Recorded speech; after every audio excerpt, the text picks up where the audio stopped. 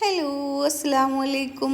ഇന്ന് നമുക്ക് പഴുത്ത ചക്കയും ഗോതമ്പ് പൊടിയും വെച്ചിട്ട് ഒട്ടും തന്നെ എണ്ണ കുടിക്കാണ്ട് നമുക്ക് നല്ല സ്പോഞ്ചി ആയിട്ടുള്ളൊരു ഈവനിങ് സ്നാക്സ് ഉണ്ടാക്കിയെടുക്കാം കേട്ടോ. കുട്ടികൾക്കും വലിയവർക്കൊക്കെ ഒരുപോലെ കഴിക്കാൻ പറ്റും കേട്ടോ. നമ്മളിതിൽ മധുരമൊന്നും വേറെ ചേർത്ത് കൊടുത്തിട്ടില്ല, ചക്കയുടെ മധുരം മാത്രമേ ഉള്ളൂ കേട്ടോ. നല്ല രുചിയാണ് കഴിക്കാൻ.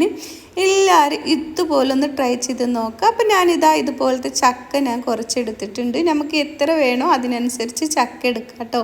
ഞാൻ ഈ കപ്പിന് അളന്നെടുക്കുകയാണ് കേട്ടോ ചക്ക. അപ്പോഴാണ് നമുക്ക് അളവ് അറിയുള്ളൂ.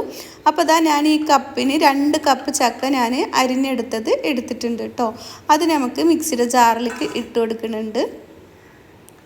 അപ്പോൾ ഇതാ ഇതുപോലെ 2 കപ്പ് എടുത്തിട്ടുണ്ട്. പിന്നെ ഇതാ ഒരു 3 ഏലക്കയാണ്, അത് നമ്മുടെ മിക്സിയുടെ ജാറിലേക്ക് ഇട്ട് കൊടുക്കുന്നുണ്ട് കേട്ടോ. പിന്നെ ഒരു 1/2 ടീസ്പൂൺ ജീരകമാണ് കേട്ടോ, ചെറിയ ജീരകം. നല്ലൊരു മണമൊക്കെ ഉണ്ടാവും നമുക്ക്. പിന്നെ നമ്മൾ കുറച്ച് വെള്ളം ഒഴിച്ചിട്ട് ഇതൊന്ന് അരച്ചെടുക്കാൻ ഉള്ള വെള്ളം കേട്ടോ. കുറച്ച് ഒരു 1/4 കപ്പും വേണ്ട, അത് ഒഴിച്ചിട്ടൊന്ന് അരച്ചെടുക്കുക. ഇനി നിങ്ങൾക്ക് പഞ്ചസാര ചേർക്കണമെന്നുണ്ടെങ്കിൽ ഇപ്പോൾ ചേർത്ത് കൊടുക്കുക കേട്ടോ. എന്നിട്ട് അരച്ചെടുക്കുക. ഇതപ്പോൾ ഞാൻ പഞ്ചസാര ചേർത്ത് കൊടുത്തിട്ടില്ല, നല്ല പേസ്റ്റ് പോലെ അരച്ചെടുത്തിട്ടുണ്ട്. പിന്നെ ഞാനിതിലേക്ക് 1 കപ്പ് ഗോതമ്പ് പൊടി ചേർത്ത് കൊടുക്കുന്നുണ്ട്. അതിലേക്ക് ഒരു 1/2 കപ്പ് മൈദ കൂടി ചേർത്ത് കൊടുക്കുന്നുണ്ട് കേട്ടോ. മൈദ വേണ്ടെങ്കിൽ 1/2 കപ്പ് ഗോതമ്പ് പൊടി ചേർത്ത് കൊടുക്കാം. ഒരു 1/4 ടീസ്പൂണ് ബേക്കിംഗ് സോഡയും 1/4 ടീസ്പൂണ് ഉപ്പും കൂടി ചേർത്ത് കൊടുക്കുന്നുണ്ട് കേട്ടോ. എന്നിട്ട് കൈ വെച്ച് നല്ലോണം മിക്സാക്കി എടുക്കാം. നിങ്ങൾക്ക് മൈദ വേണ്ടാന്നുണ്ടെങ്കിൽ മുഴുവൻ ഗോതമ്പ് പൊടി ചേർത്ത് കൊടുക്കാം കേട്ടോ. മൈദ ആകുമ്പോൾ ഒന്നും കൂടി ഒരു ടേസ്റ്റ് ഉണ്ടാവും കേട്ടോ. അപ്പോൾ ഇതാ കൈ വെച്ചിട്ട് ഇതാ നല്ലോണം മിക്സാക്കി എടുക്കുന്നുണ്ട്. അപ്പോൾ കൈ വെച്ച് മിക്സാക്കിയിട്ട് വെള്ളം വേണമെന്നുണ്ടെങ്കിൽ ചേർത്ത് കൊടുക്കാം. നമ്മൾ ചക്കയിൽ അരച്ചെടുക്കാൻ വെള്ളം കൂടി പോയിട്ടുണ്ടെങ്കിൽ നമുക്ക് ഈ വെള്ളം പൊടികൾ ഇട്ടിട്ട് അഡ്ജസ്റ്റ് ചെയ്യാം കേട്ടോ.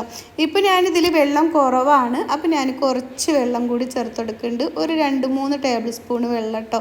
അധികം വെള്ളമായി പോകരുത്. ഒന്ന് ലൂസിൽ, നമ്മൾ ചപ്പാത്തിക്കൊക്കെ കുഴച്ചെടുക്കുമ്പോൾ ഒന്ന് ലൂസിൽ കുഴച്ചെടുക്കൂലേ, ഞാൻ കാണിച്ചു തരാം പരുവം. അതുവരെയാണ് കേട്ടോ നമുക്ക് വേണ്ടത്. അപ്പോൾ ഇതാ നല്ലോണം ഒന്ന് കുഴച്ചെടുക്കണം. പൊടികളും ചക്കയും ഒക്കെ എല്ലാ ഭാഗത്തും ആവോളം നല്ലോണം മിക്സാക്കി എടുക്കാം കേട്ടോ.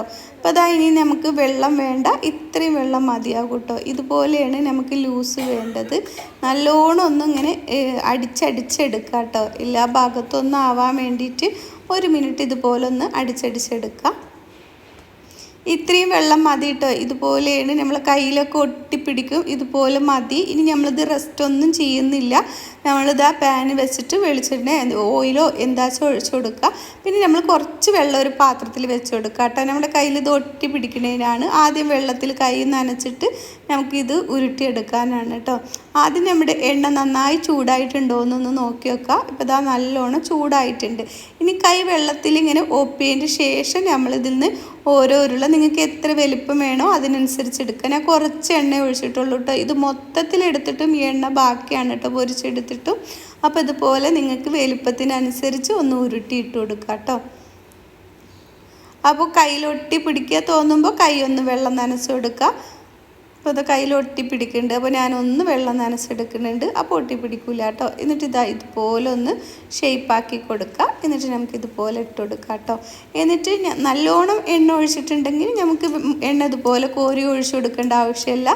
ഞാനും അത്ര എണ്ണ ഉപയോഗിച്ചിട്ടില്ല, അതുകൊണ്ട് ഇതുപോലെ ഒന്ന് സ്പൂണ് വെച്ചിട്ട് ഇതിൻ്റെ മേലേക്ക് ഒന്ന് കോരി ഒഴിച്ചു കൊടുക്കുന്നുണ്ട് കേട്ടോ. ഇതുപോലെ ഒന്ന് പൊന്തി വരാൻ വേണ്ടിയിട്ട്.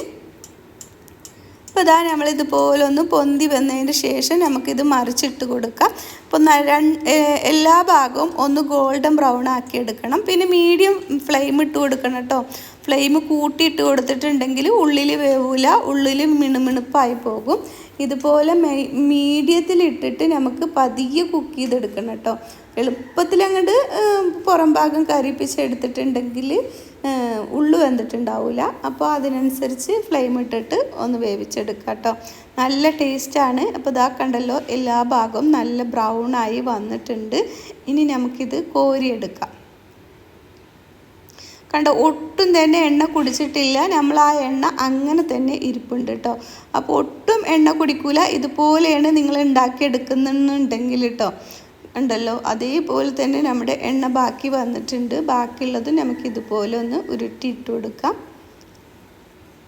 അപ്പോൾ നിങ്ങൾക്ക് ഈ വീഡിയോ ഇഷ്ടമായിട്ടുണ്ടെങ്കിൽ റിലേറ്റീവ്സിനും ഫ്രണ്ട്സിനും ഒക്കെ ഒന്ന് ഷെയർ ചെയ്തെടുക്കണേ. ആരെങ്കിലും സബ്സ്ക്രൈബ് ചെയ്യാണ്ട് കാണുന്നുണ്ടെങ്കിൽ ഒന്ന് സബ്സ്ക്രൈബ് ചെയ്ത് സപ്പോർട്ട് ചെയ്യണേ. ഇതുപോലത്തെ ചക്കയുടെ പുതിയ പുതിയ ഐറ്റംസുകൾ ഞാനിതിൽ ഇട്ടിട്ടുണ്ട് കേട്ടോ. ബ്രേക്ക്ഫാസ്റ്റൊക്കെ ആയിട്ട് ഉണ്ടാക്കിയെടുക്കാൻ പറ്റിയ റെസിപ്പികൾ ഇട്ടിട്ടുണ്ട്. എല്ലാവരും ഒന്ന് കണ്ട് സപ്പോർട്ട് ചെയ്യണേ. അപ്പോൾ ദാ ഇതുപോലെ നമുക്ക് അടുത്തതും ഉണ്ടാക്കിയെടുക്കാം.